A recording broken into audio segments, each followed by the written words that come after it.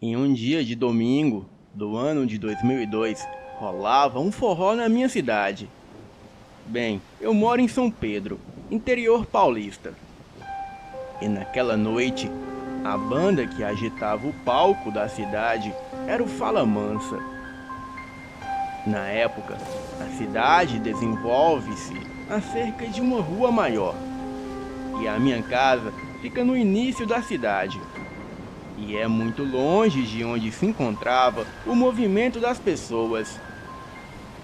O acesso é um tanto quanto sombrio se você tentar caminhar sozinho por uma estrada que ladeia a antiga e passa por uma sinistra lagoa onde muitos dizem ser assombrada.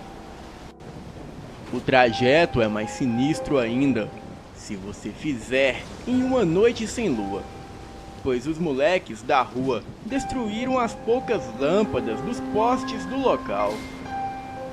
E foi exatamente isso que me aconteceu, infelizmente. Eu havia permanecido até mais tarde no forró.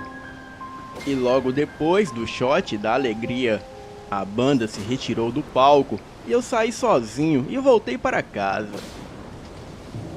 Nenhum dos meus queridos amigos teve o cuidado de me perguntar se eu havia ido de moto. E como de fato eu não havia ido de moto, peguei o meu rumo e fui caminhando. A caminhada teve um percurso nada muito aconchegante. E à medida que eu me distanciava da cidade e chegava ao trecho escuro ao lado da lagoa, a sensação era de medo e um estranho pressentimento, como se houvesse alguém me perseguindo.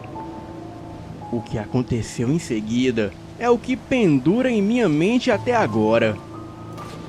No fim da lagoa, no momento da caminhada, o qual eu já parava de andar apressado e parei para mijar, logo senti que alguém parou atrás de mim. Dei uma pequena olhada para ver se era um dos meus amigos, que me seguiu para tentar me assustar, pois todos sabiam que eu tinha medo daquele percurso à noite. E como eu estava mijando, eu não me virei para trás. E então, logo direcionei a cabeça para a direção da lagoa, pois eu mijava na lagoa mesmo. Bem, não deu para ver direito quem era devido à escuridão, mas até então eu achava que era algum dos meus amigos. O rapaz que estava parado atrás de mim me chamou e disse: "Ei, quer que eu te leve até sua casa, lá no alto?" Logo que percebi que não era nenhum dos meus amigos, um frio me percorreu a espinha. Virei rapidamente para ele e respondi que não era necessário, pois desejava caminhar um pouco sozinho. Ele procurou insistir um pouco mais, e a cada palavra que ele falava tentando me convencer a aceitar sua companhia, uma sensação ruim me percorria o corpo. E à medida que ele ia insistindo, a sua voz ia mudando e ficando cada vez mais grossa. E quando terminei de mijar, logo olhei para trás, no intuito de mandá-lo embora. Porém, ele já não estava mais no lugar.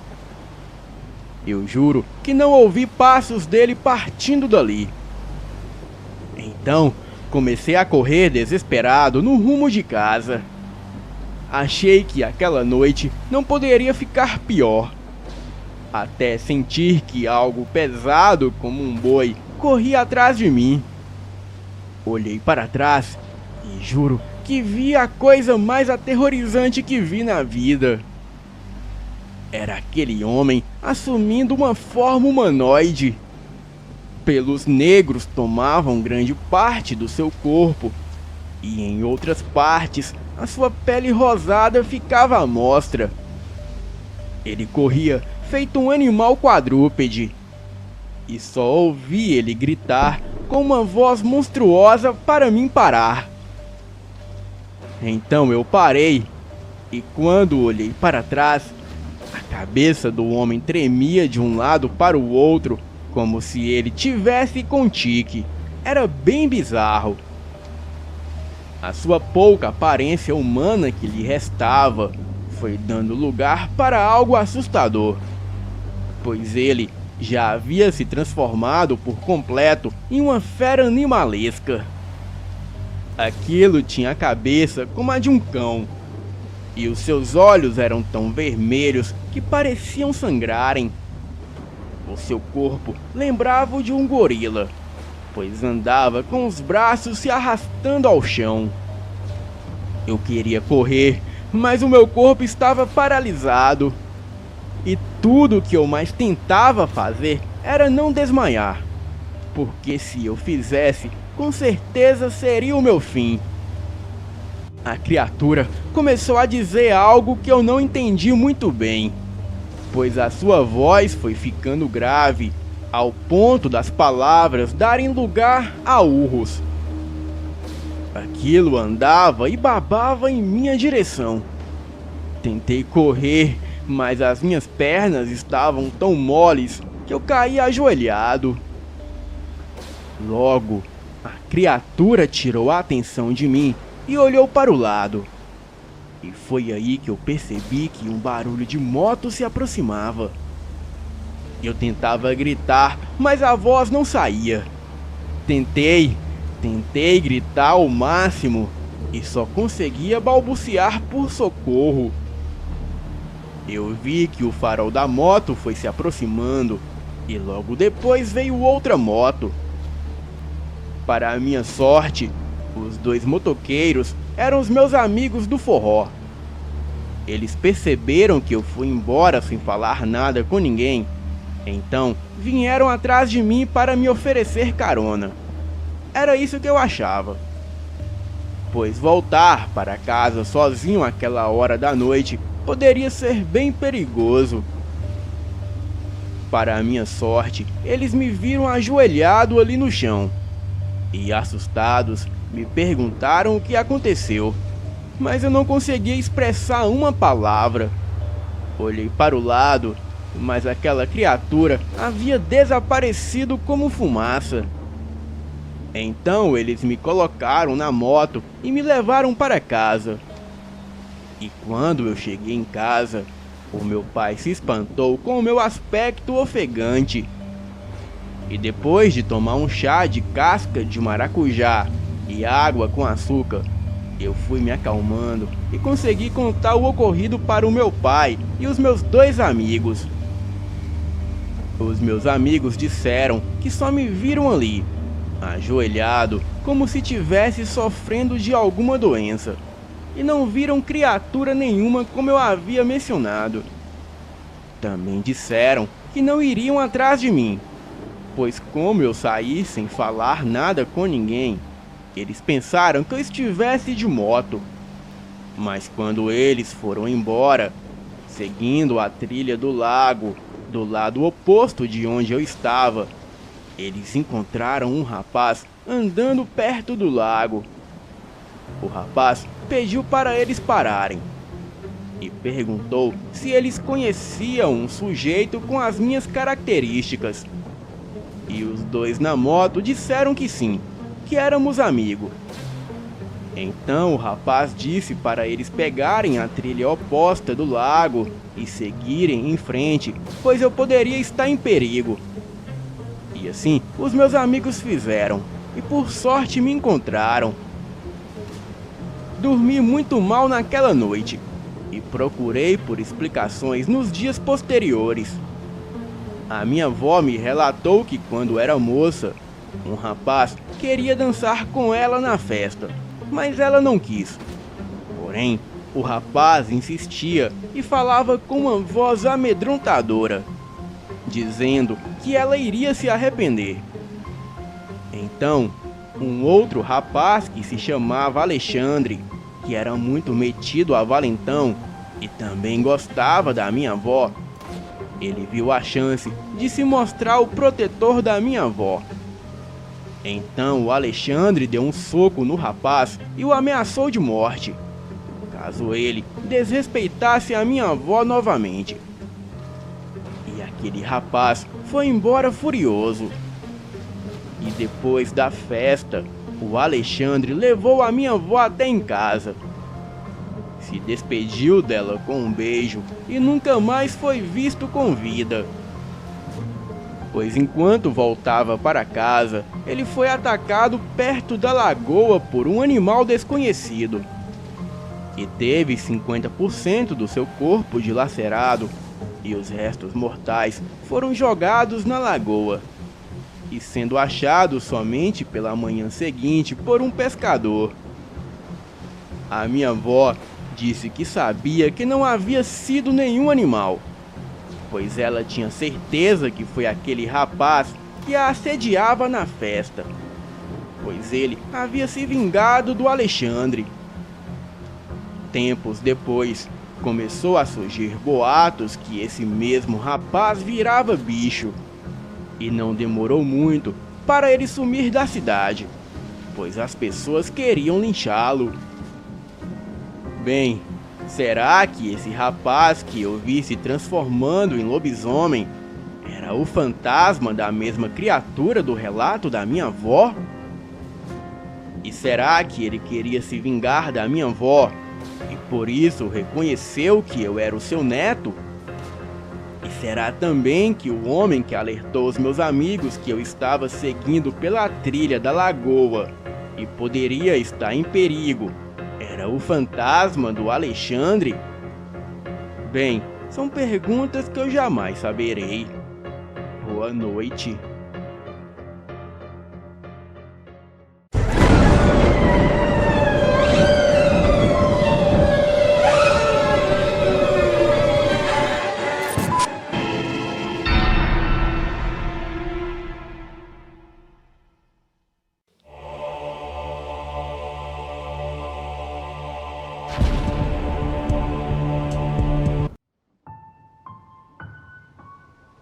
Essa história que vou contar aconteceu em 2008, quando eu tinha 15 anos de idade. Eu e os meus primos estávamos de férias escolares no final do ano e sempre íamos passar as férias na fazenda de nossos avós e ficávamos até o Natal, pois a família sempre se reúne lá nessas datas comemorativas. Lá pelo dia 10 de dezembro, saímos cedinho e fomos para a fazenda. Chegando lá, os nossos avós vieram nos receber cheios de saudade e tinham preparado uma mesa cheia de coisas para a gente se deliciar. Eu e os meus primos, que era uma prima e mais 2 primos nossos, fomos para o nosso quarto arrumar as nossas coisas. Eu e a minha prima ficamos juntas num quarto e os outros 2 foram para o outro. Passamos a tarde andando de cavalo. O meu avô levou a gente para uma cachoeira que tinha ali perto. E depois voltamos e nadamos na piscina da fazenda.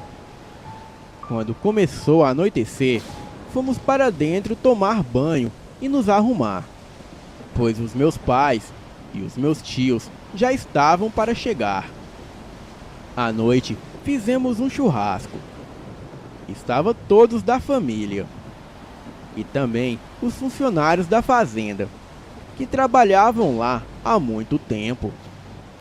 Os funcionários acenderam uma fogueira e todos começaram a contar causos.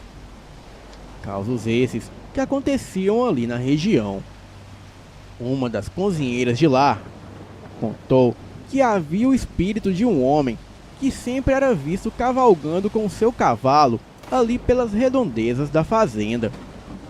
E todos o chamavam de o Homem-Diabo. Essa história era conhecida por muitos ali presentes, mas nós da cidade ainda não conhecíamos. Ela disse que esse homem tinha um cavalo negro dos olhos vermelhos. E este cavalo tinha muitas feridas pelo corpo. Já o homem usava um sobretudo negro. e um enorme chapéu negro que tapava o seu rosto. Porém, as pessoas que viam seu rosto diziam que era apenas uma caveira. Outra característica deste homem era que ele levava em uma corrente um enorme cachorro negro de olhos vermelhos. E quem já viu a criatura dizia se tratar de um lobisomem. As pessoas que contavam essa história que foi passando de geração em geração falavam que este homem era o próprio demônio em pessoa e que ele sempre aparecia para as pessoas que o chamavam na encruzilhada daquele mato. Pessoas essas que desejavam fazer um pacto com o diabo. Funcionava assim. A pessoa ia até essa encruzilhada e o chamava. Porém, tinha que levar alguma oferenda para ele. Bebida, cigarro, charuto, etc. Se a pessoa aparecesse sem nada para lhe oferecer, ele matava a pessoa. Mas após a pessoa entregar a oferenda, este demônio descia do cavalo e o seu enorme cão lobisomem ficava à espreita dentro do mato. O homem-diabo perguntava o que a pessoa queria. E depois que a pessoa fizesse o pedido, o homem-diabo dizia: "Ok, seu pedido é uma ordem. Farei assim como solicitado. Mas em 10 anos, contado a partir de hoje, virei buscar sua alma." E era assim que ocorria. A pessoa tinha tudo o que desejava por 10 anos.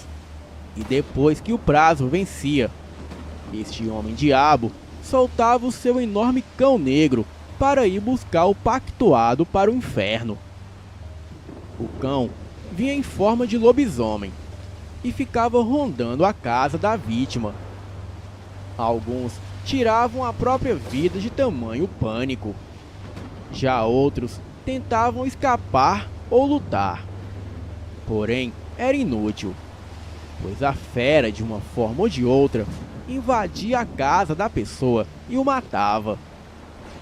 Teve a história de um homem que conseguiu se esconder na igreja.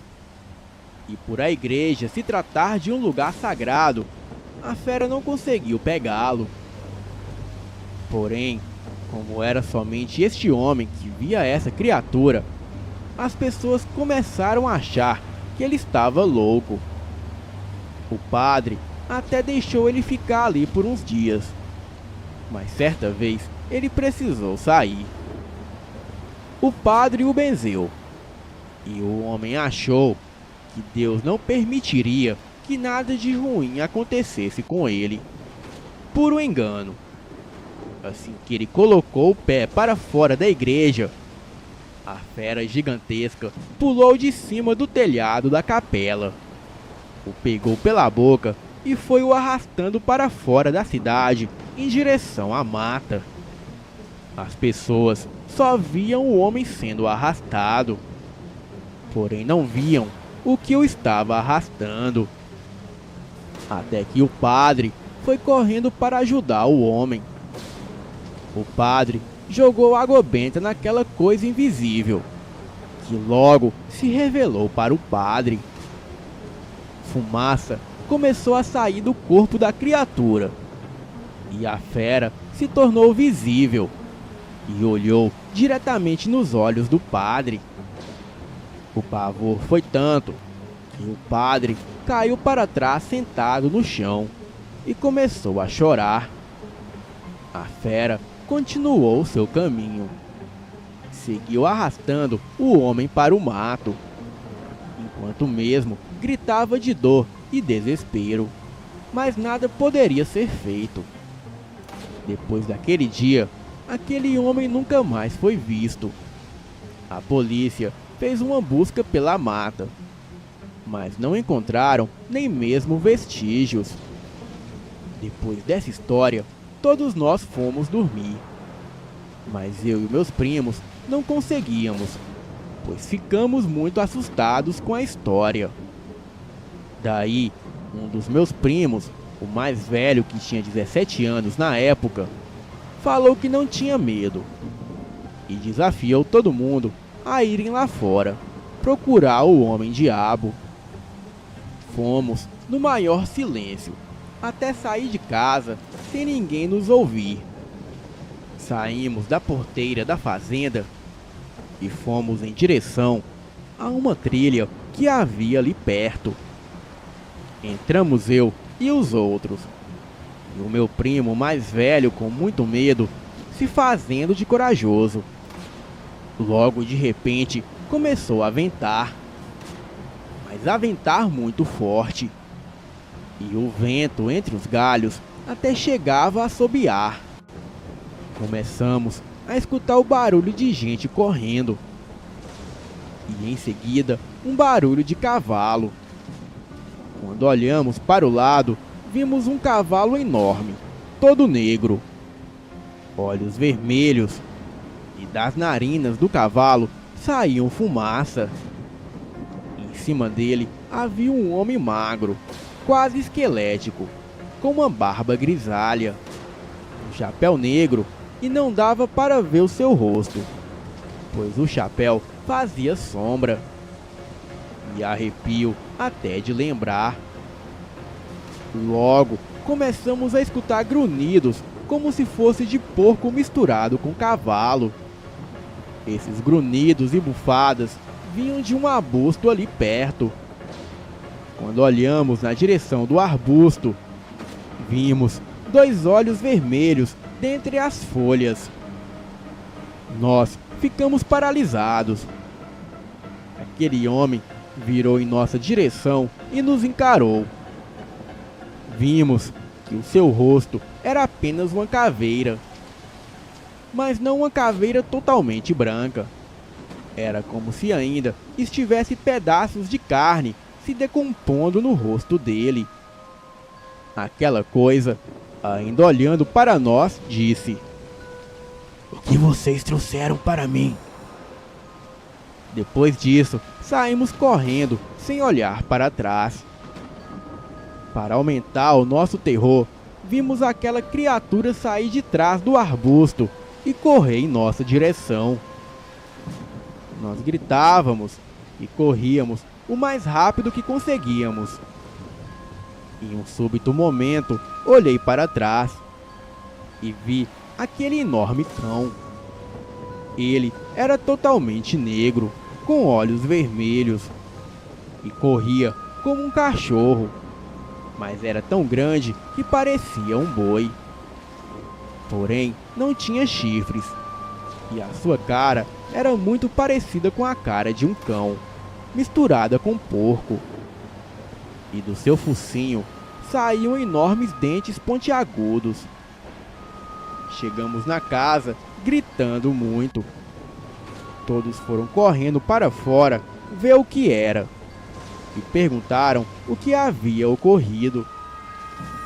Contamos tudo para eles, e como eles não viram nada, falaram que era a nossa imaginação. Porém, não puderam negar o forte cheiro de carniça e enxofre que pairava no ar. Não conseguimos dormir aquela noite. Já no outro dia, a cozinheira nos falou que era o Homem-Diabo, e ele queria fazer um pacto com nós, e que nós tivemos muita sorte dele não fazer nada de ruim com a gente. Depois disso, fico com medo toda vez que vou para a fazenda. Tenho muito medo. E sempre que vamos para lá, não ficamos mais que uma semana. Boa noite.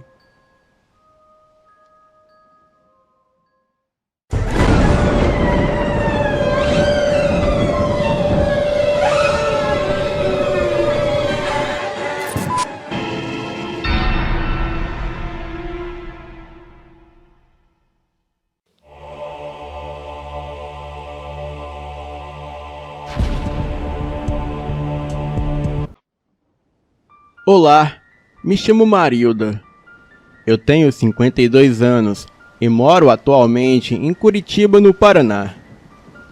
Antes de começar a minha história, eu gostaria de dizer algo. A casa em que eu morava quando era garota era muito velha, e eu e a minha família morávamos na roça no interior do Paraná. Os meus pais e a minha irmã, Bianca, dormiam no mesmo quarto, pois como ela era um bebê na época, ela dormia no berço, ao lado da cama dos meus pais. O meu quarto era quase nos fundos da casa. Ficava bem depois da cozinha e quase dando para o quintal. O quintal era grande e cercado e tinha muitas árvores. O meu quarto era bem pequeno, com uma cama no canto, um gaveteiro do lado da porta, mas não tinha nada que fizesse o meu quarto algo fora do normal. Na parede oposta à minha cama haviam 3 buracos, de cerca de 10 centímetros cada. E de noite, os buracos ficavam escuros como breu e me deixavam assustada. As minhas experiências sobrenaturais começaram assim que chegou a quaresma. E eu tinha 10 ou 11 anos na época. A minha família tinha o hábito de guardar a quaresma e não comer carne nesse dia sagrado. E eu já não gostava de ficar sem carne no almoço e sempre reclamava. E na quaresma daquele ano, eu fui para a casa de uma tia minha e fiquei por lá. A minha mãe já havia me advertido a não comer carne naquela sexta-feira santa de quaresma, pois ela sabia que a minha tia era de religião evangélica e nunca seguiu essa tradição. E naquele dia, eu cheguei na casa da minha tia por volta das 11 da manhã, e ela fazia um delicioso porco do mato assado, pois o meu tio havia acabado de trazer de uma caça.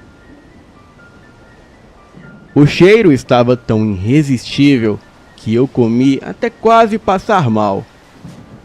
A casa da minha tia ficava a menos de 1 quilômetro da minha casa, porém, para chegar até em casa, eu passava por uma estradinha de areia com muito mato em volta. Eu fui embora por volta das 19 horas, e já estava escuro, mas eu não tinha medo, pois passar por aquele caminho à noite sempre foi tranquilo para mim. Mas não naquela noite. Eu peguei a minha bicicleta e fui para casa. Porém, no caminho eu escutei alguma coisa me chamar e aquilo dizia: "Ei, piu!" Achei que talvez fosse alguém me chamando, mas mesmo assim eu fiquei assustada e aquilo continuou chamando. E quando eu olhei para a direção do som, eu vi em cima de uma árvore à minha direita um ser de palha, com chifres e cara preta, olhos vermelhos enormes, e ele parecia um zanguebeto. Para quem não sabe o que é um zanguebeto, é um guardião voodoo da noite das religiões de matriz africana. O meu coração quase parou devido ao tamanho do susto que levei, e aquela coisa horrenda disse: "Ei, vai me respeitar não? Então eu vou aí te pegar."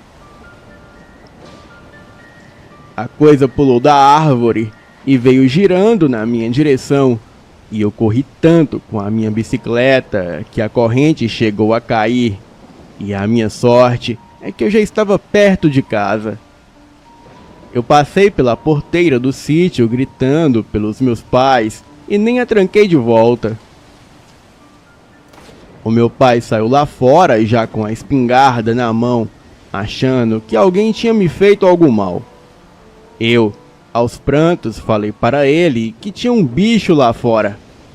Ele saiu e foi até a porteira, mas não viu nada. Porém, os cavalos estavam inquietos Eles relinchavam e ficavam de um lado para o outro. A minha mãe me perguntou o que eu fiz de errado. Então, eu contei para ela o que tinha feito e ganhei uma surra por desobedecê-la. No meu quarto, haviam 3 buracos na parede e cada um do tamanho de um punho de uma mão. Os buracos ficavam voltados para o quintal e eu morria de medo de alguma coisa olhar por esses buracos à noite. Eu ficava tão assustada com os buracos na parede que eu colocava a cabeça por debaixo do cobertor e não tirava a noite inteira, para que assim eu não precisasse olhar para os buracos. Eu achava que haviam fantasmas e monstros olhando pelos buracos, e apesar de que os meus pais falavam que essas coisas não existiam, na minha cabeça eu sabia que o sobrenatural era real. Bem, naquela noite eu não consegui dormir só pensando naquela criatura que eu havia avistado mais cedo. E eu fiquei pensando o que aquilo queria comigo. O tempo foi passando e eu estava tão cansada que eu tinha esquecido dos buracos na parede. Eu estava simplesmente deitada e quando de repente algo tocou os meus braços, eu abri os olhos, mas não tinha nada lá. Eu senti aquilo de novo e o que quer que fosse, agora estava me arranhando e estava começando a me machucar. Eu me enfiei por debaixo das cobertas e comecei a rezar. Eu já estava chorando de medo e foi aí que eu escutei passos de alguém andando pelo meu quarto. E depois de alguns minutos, quem quer que fosse que estivesse andando por ali, deu uma bufada e foi embora. No dia seguinte, eu contei para os meus pais, mas eles não deram muita importância. E 2 dias depois, no meio da noite, entre 1 e 2 da madrugada, eu estava deitada, acordada, com a cabeça por debaixo do cobertor, como de costume. E foi quando eu achei ter ouvido algo. Aquilo que eu escutava era o som baixo de um rosnado. E depois de um tempo, eu ouvi aquilo de novo. E alguns minutos depois, que eu continuei deitada lá, simplesmente ouvindo aquilo, eu finalmente criei coragem para colocar a cabeça para fora e olhar o que estava acontecendo. Eu fui colocando a cabeça para fora aos poucos e gritei. E eu vi aquela coisa e eu não sabia se era um homem ou uma mulher. Mas aquilo parecia que estava dando a volta no quarto e girando e vindo na minha direção. E era a mesma criatura que eu vi em cima da árvore. E eu só posso descrever essa coisa como um boneco voodoo, o Zangbeto. Aquele boneco africano que se mexe sozinho nas festividades africanas.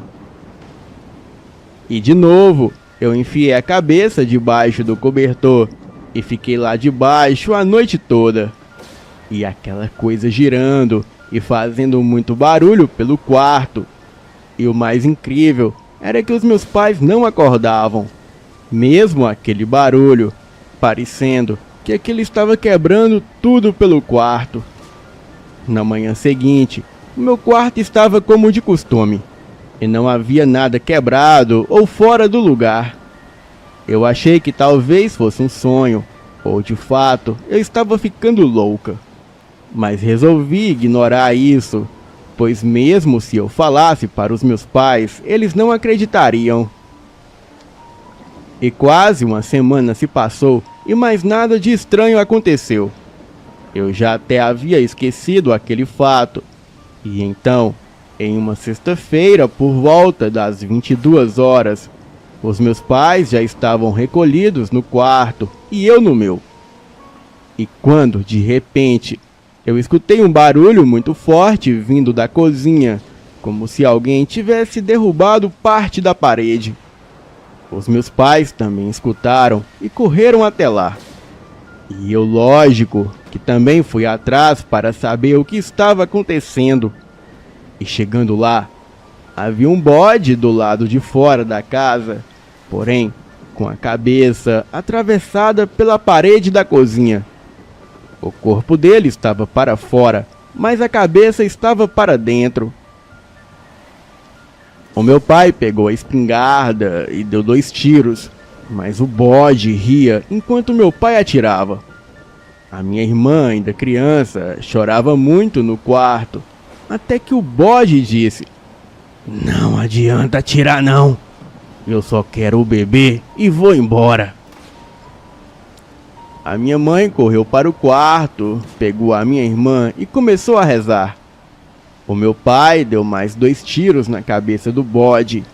O bicho falava "ai" e em seguida ria e foi embora rindo. Aquilo foi muito macabro e muito pior que muitos filmes de terror. E depois daquele dia, a minha mãe tratou logo de batizar a minha irmã e nós nos mudamos uma semana depois. E o que para todos nós foi muito bom. Bem, já se fazem 40 anos e eu sei que eu nunca vou esquecer o que aconteceu naquela casa. Eu me lembro que assim que mudamos, eu perguntei para minha mãe do porquê ela nunca ia me ver quando eu gritava de noite. Então, ela simplesmente falou: "Quando você gritou?" Eu não sei como ela podia não me ouvir, pois você podia ouvir tudo, de qualquer canto da casa, pois a casa não era muito grande. Obrigado, Elite Oculta, por ter lido a minha história. E pode parecer algo surreal, mas o sobrenatural existe, principalmente em roças e interiores. Boa noite.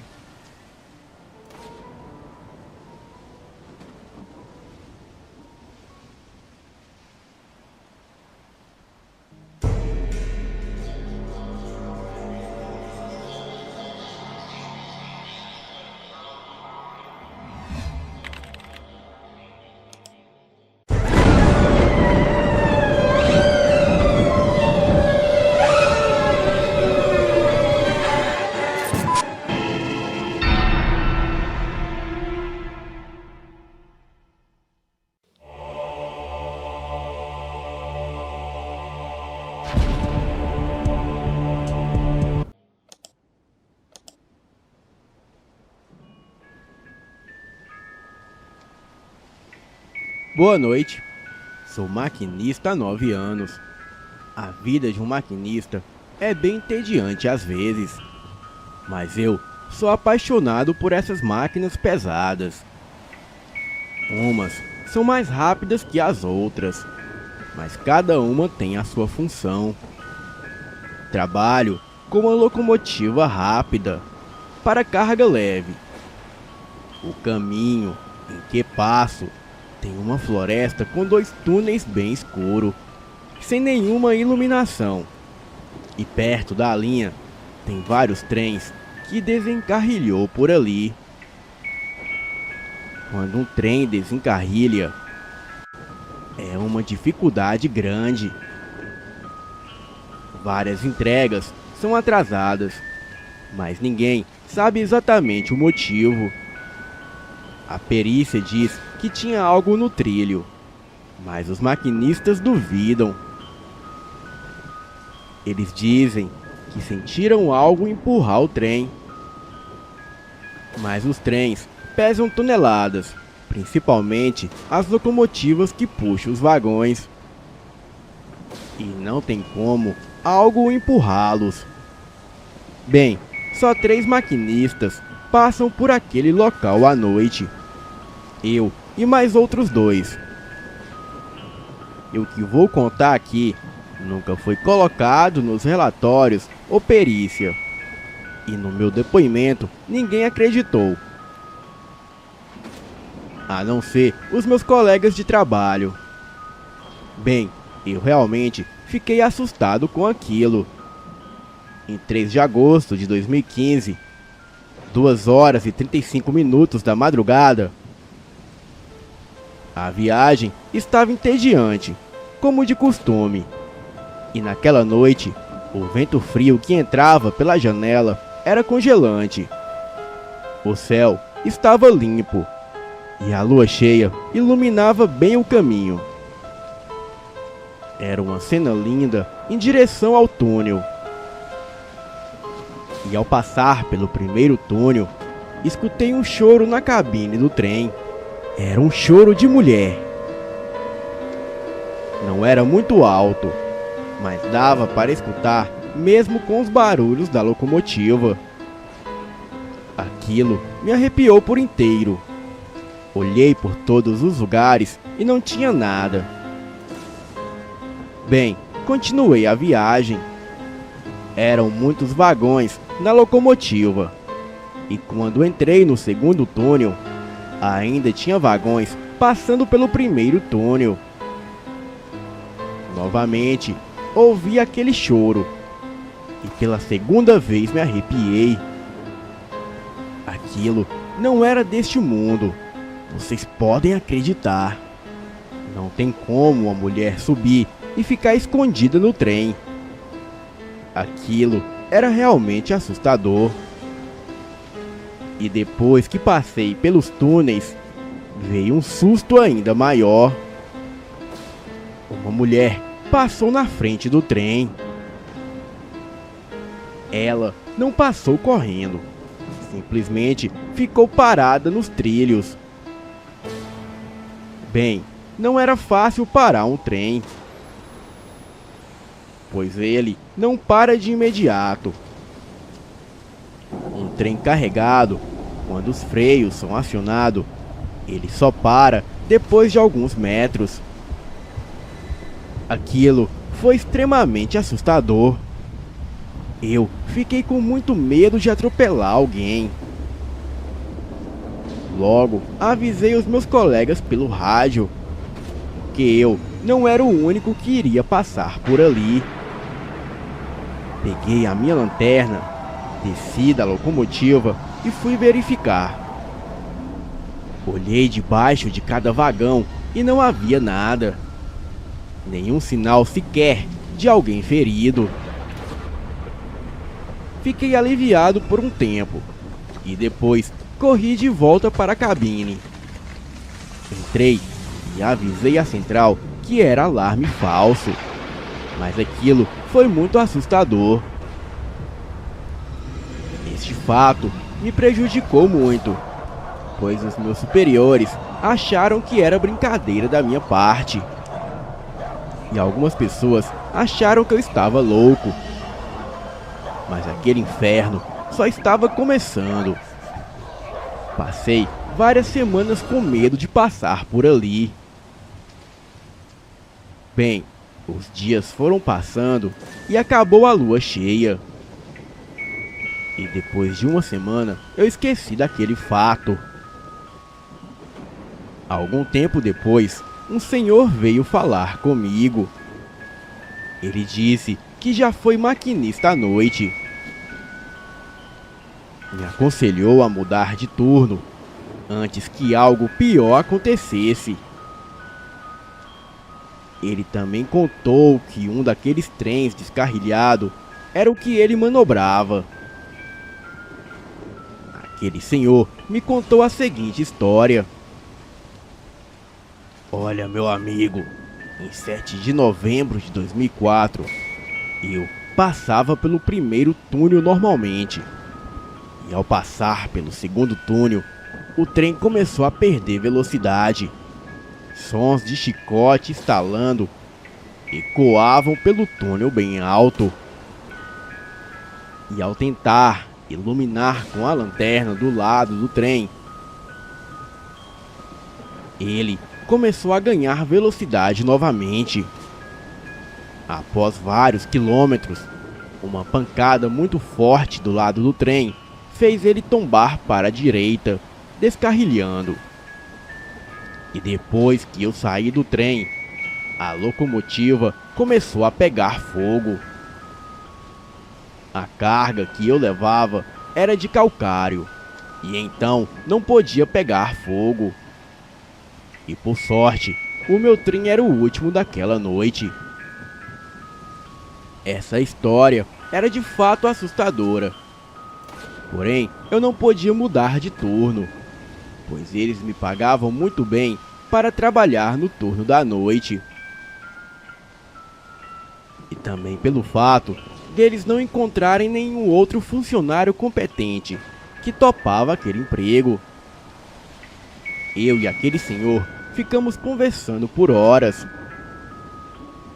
E depois dessa conversa, eu fui pesquisar sobre aquele lugar. E o que eu encontrei foi perturbador. Aquele caminho servia para levar escravos até os seus senhores. E alguns morriam por ali mesmo, por maus tratos, fome, sede e até por espancamento. As mulheres escravas eram violentadas e também estupradas. Acho que aquele caminho é assombrado pelos espíritos que ali ainda habitam. Mas mesmo assim, eu tinha que trabalhar. Precisava colocar comida na mesa. Pois naquela época eu já tinha um filho de 4 anos. Durante o meu turno, eu passei a ter atenção redobrada. Peguei cargas leves durante um tempo. Então, passava rápido por aquela região. Nunca vi nada durante esse tempo. Mas mesmo assim, ficava com medo de passar por lá. Mas um dia, eu peguei uma carga pesada. O pessoal me avisaram 3 dias antes o que eu iria transportar. Fiquei muito inquieto pensando naquilo. E dizia para mim mesmo que tudo aquilo era coisa da minha cabeça e não iria acontecer nada. Mas em 10 de setembro de 2015, 3h20 da madrugada, eu já avistava os túneis de longe. E aquela paisagem já não era mais bonita como antes. A linda paisagem havia se transformado em algo assustador. Logo, comecei a entrar no túnel e avistei uma pessoa sem roupa, sentada bem na beira dos trilhos. Era um homem negro que parecia estar ferido. Avisei a central que eu não iria parar o trem, pois aquilo poderia ser uma armadilha para roubo, pois roubo de cargas são bem comum por ali. E ao sair, avistei 2 pessoas entrando no mato. Não pude ver bem por causa da escuridão. E pouco tempo depois, a lanterna do trem se apagou. Eu tentava ligar várias vezes, mas não funcionava. E ainda dentro do segundo túnel, o trem foi parando. Tentei acelerar, mas não funcionava. O trem havia parado no meio do túnel. Eu não conseguia nem ver o fim daquele lugar. E o som do aço estalando era ensurdecedor. Mas logo foi ficando baixo, por causa dos sons de correntes que pareciam se arrastar pelo chão. E junto com os barulhos de corrente, também havia sons de pessoas chorando e de chicote. Aquilo era aterrador. Eu não conseguia ver nada. Fiquei paralisado, olhando para a escuridão. E somente as luzes do painel estavam acesas. E do nada, a locomotiva começou a se mover novamente. Acelerei tudo o que ela podia aguentar. Eu estava em pânico com tudo aquilo. Porém, o terror daquela noite ainda não havia acabado, pois ao acender a lanterna da locomotiva, eu vi uma coisa mais assustadora ainda. Pude ver escravos acorrentados à beira dos trilhos, e alguns vestiam apenas um pedaço de pano nas áreas íntimas, e outros pareciam cansados de cabeça baixa. E de repente, todos sumiram. Olhei para todos os lados, mas não vi nada. Alguns quilômetros depois, houve uma pancada forte do lado do trem, e a locomotiva se inclinou para a direita, mas logo voltou para o trilho. Graças ao peso do trem, eu não consegui tombar. E foi um milagre o trem não ter virado. Depois daquele episódio, eu mudei o meu horário de trabalho. Hoje, eu sou o primeiro a passar por aquele local, pois disse para os meus superiores que não iria mais levar carga de madrugada. E daí, eles mudaram o meu horário. Nunca mais quero passar por uma experiência daquela. Relatei toda aquela experiência para os meus supervisores, mas eles não acreditaram. E é por isso que eu estou escrevendo este relato para o seu canal, pois sei que todos aqui levam o sobrenatural a sério. Boa noite.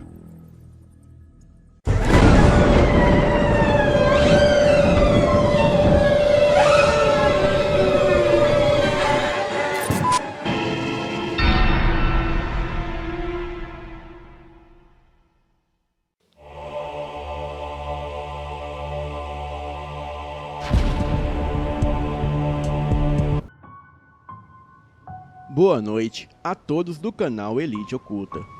Me chamo Edilane. Conheci o canal já faz um tempo e passo o dia todo escutando os relatos sobre lobisomem. Desde muito pequena, sempre me interessei pelo assunto e hoje venho a relatar a história que venho por anos escutando da avó do meu filho, que se chama Eliane, que também queria muito compartilhar com vocês. Tudo que venho a relatar aconteceu uns 40 anos atrás, quando a minha ex-sogra ainda era criança. Este fato ocorreu na cidade de São José da Vitória, Bahia. Quando ela era muito nova, gostava muito de brincar com a sua amiguinha na rua de casa. Eliane sempre foi uma criança cativante e muito curiosa, mas sofria muito com a sua família adotiva.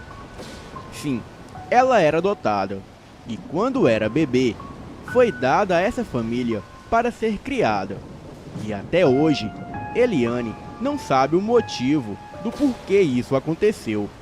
Mas enfim, a sua mãe adotiva sempre foi muito rude e fria com ela. E por muitas e muitas vezes, Eliane era agredida sem motivo algum. E isso a deixava muito triste. Mas mesmo assim, não deixava se abater. E não deixava de amar sua mãe adotiva, mesmo ela a tratando mal. Em um belo dia de sol, Eliane se deparou com um homem alto e magro. Ele olhou para ela com um olhar de felicidade e sorriu. E ela, neste mesmo instante, sorriu de volta, pois por dentro ela sentiu um afeto muito grande por este homem, mas nada na maldade. Ele se chamava Dino e na região era conhecido como Dino Soldado, por ter sido da polícia da cidade. Mas a sua fama não era boa, pois ele foi expulso da corporação por mau comportamento. Ele era um homem muito violento e frio. Eliane, mesmo sabendo da sua fama, não acreditava que aquele homem era capaz de tamanha maldade. Até que um dia chegou na cidade um vendedor ambulante que passava nas ruas vendendo as suas mercadorias, remédios caseiros, etc. Eliane de longe viu Dino, soldado, indo na direção deste rapaz. E por não conhecer este rapaz, Dino, por pura maldade, tirou uma estaca de madeira bem afiada de uma cerca de arame farpado e começou a espetá-la no pobre homem, que gritava muito de dor. Foi um verdadeiro filme de terror a céu aberto, em plena luz do dia. Eliane ficou sem reação neste momento, e depois do acontecido, Dino falou para os moradores que jogasse o corpo do homem na porta da delegacia. Ele acreditava que o homem estava morto, e assim foi feito. Eliane foi até o rapaz e observou que mesmo ele muito ferido, ainda respirava. Dino ficou sumido por um bom tempo e depois retornou para a cidade, como se nada tivesse acontecido. E por uns tempos ele não tinha aprontado nada. Até que um dia os moradores observou que ele havia comprado um caixão, coroas de flores, velas e castiçais. E dentro da sua casa preparava um velório. Todos, muito curiosos, não sabiam o que estava acontecendo. Ele preparou tudo, sentou na porta de sua casa e disse que este velório era para sua esposa, que assim que ela colocasse os pés em casa, ele iria matá-la. A história circulou pela cidade, e sua esposa, sabendo disso, não mais voltou para casa. E o seu plano de matá-la fracassou, e ela sumiu com seus filhos, o abandonando. A maldade dele não tinha limites. Ele sumia e aparecia com muita frequência. Todos comentavam que ele sumia pelo fato de ser um matador de aluguel. E com certeza estava por ali fazendo seus trabalhos de execução. Certo dia, em uma ocasião no bar da cidade, ele arrumou uma briga com outro homem. E este homem o ameaçou de morte. E Dino disse ao homem: "Tome aqui uma arma e atire em mim. Tenta a sorte. Mas eu já te digo, se eu não morrer, sou eu que vou te matar." O homem começou a atirar em Dino. E por incrível que pareça, nenhuma bala acertou ele. Dino sacou a sua arma e disse: "Eu te avisei que se você não conseguisse me matar, era você que iria morrer." E em seguida começou a disparar contra o homem, que caiu ali mesmo, dentro do bar. Depois que este homem morreu, ele foi enterrado no cemitério onde dava para o quintal da casa de Eliane. Eliane, pela janela, avistou Dino na sepultura, rezando pelo homem que ele mesmo matou. E ela ficou chocada.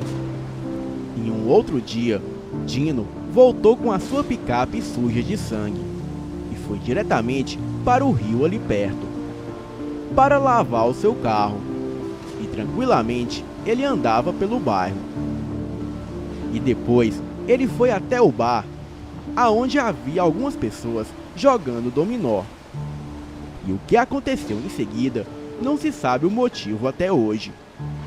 Dino pegou uma faca que sempre levava com ele e cortou a garganta de um desses senhores. O homem sangrou até a morte dentro do bar. O filho deste senhor, que acabara de morrer, ainda era uma criança. O garoto olhou para Dino e disse: "Eu vou vingar a morte do meu pai."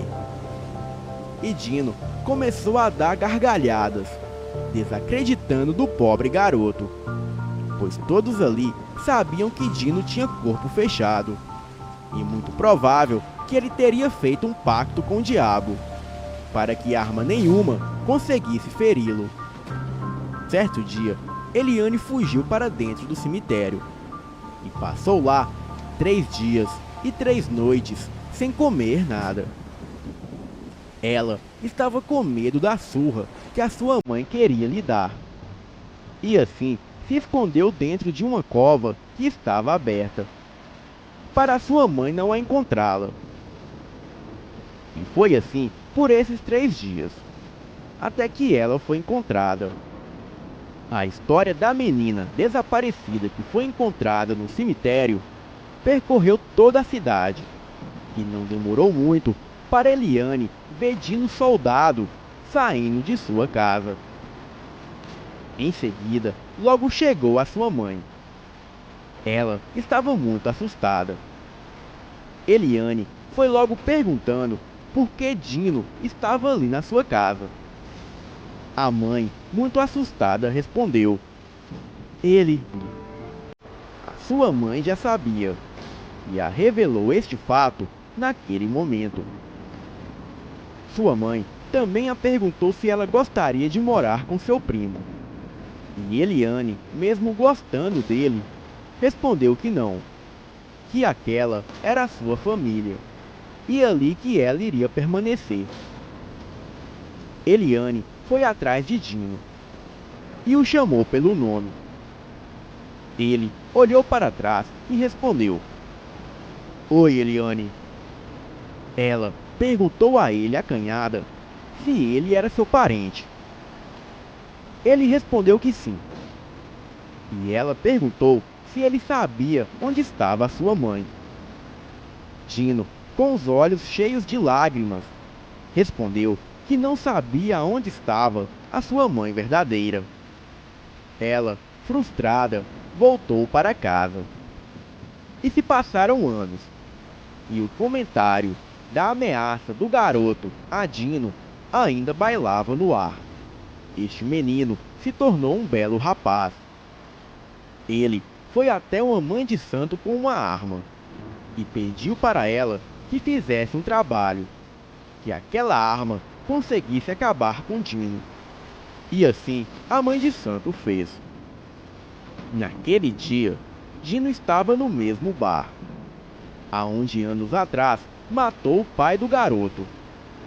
E sem hesitar, o garoto chegou e já foi atirando contra Dino, o acertando 2 tiros certeiros. E mesmo ferido, Dino conseguiu fugir e atravessou o rio e foi em direção ao sítio. O menino disse: Dino está morto. E todos diziam: Não, ele não morreu, ele fugiu. O garoto dizia que podiam ter certeza, e de hoje Dino não passava. E o garoto já considerava Dino um homem morto. Pela manhã, Dino foi encontrado morto nas terras do sítio. Ele estava de bruço, e foi uma festança em toda a cidade. Nesse dia, até fogos de artifícios foram soltados para a comemoração da morte do soldado Dino. Eliane, mesmo sabendo que Dino era uma pessoa ruim, ela chorou a sua morte. A imagem do primeiro dia que ela viu Dino ficava em sua mente, e daquele sorriso que os dois trocaram. Bem, o tempo foi passando, e o mato do cemitério já estava alto. E Eliane via toda a movimentação do cemitério pela janela de sua casa, que praticamente fazia parte do cemitério. E foi quando chegaram algumas pessoas para fazer a limpeza do cemitério. E ela ouviu quando alguém disse que tinha um túmulo se rachando. Os mais velhos acreditavam que quando a sepultura se racha, é porque o morto não está descansando em paz. E foi assim por um bom tempo. Todos reparavam nessa sepultura. E foi quando o coveiro do cemitério disse: Esta sepultura é do Dino Soldado. Eliane, em uma certa noite, acordou novamente com passos do lado de fora de sua casa. E muito curiosa, ela foi até a janela, observar o que estava acontecendo. E foi quando ela viu alguns padres rezando e jogando água benta no túmulo do seu primo Dino. Ela não entendia o que estava acontecendo. E cada dia que passava, aquele túmulo rachava mais e mais. E não demorou muito para que boatos de pessoas que estavam no cemitério começassem a percorrer pela cidade, de que a cova de Dino Soldado saíam gritos, urros e uivos. Uma outra noite, Eliane escutou novamente a movimentação estranha e presenciou os mesmos padres rezando e orando no túmulo de Dino. E foi quando um dos padres gritaram: "Vocês que estão olhando, eu sei que estão olhando. Tranquem as suas portas e janelas e não saiam de suas casas por nada." Eliane percebeu que ali com os padres havia uma espécie de jaula. Ela, muito assustada, fechou a janela do seu quarto, que dava de vista para o cemitério. E não demorou muito para ela começar a escutar vários urros de uma fera que aparentava ser muito grande, devido aos barulhos que aquilo fazia. Os urros se afastavam dali, e quando aquela movimentação passou do lado de sua casa, Eliane escutava a fera balançando a jaula e urrando loucamente, enquanto os padres rezavam e levavam aquela criatura dentro da jaula embora. A fera enjaulada foi levada pelos padres até uma praia isolada e lá foi jogada nas mais profundas águas do oceano, para que não houvesse perigo da criatura voltar nunca mais e fazer daquela cidade um inferno novamente. Depois disso, se passou muitos anos. Eliane cresceu, virou uma mulher, teve seu filho e se mudou para São Paulo. E essa mesma história ela contava ao seu filho. E mesmo depois de todos esses anos, ela jamais havia esquecido esse fato. E um belo dia, ela estava passando em uma rua com seu filho, bem onde havia um grupo de pessoas conversando. E logo ela ouviu o nome do seu primo Dino. Eliane observou que a história que eles estavam contando era sobre o seu primo. Um dos homens que estava ali conversando presenciou tudo o que Eliane também viveu há anos atrás.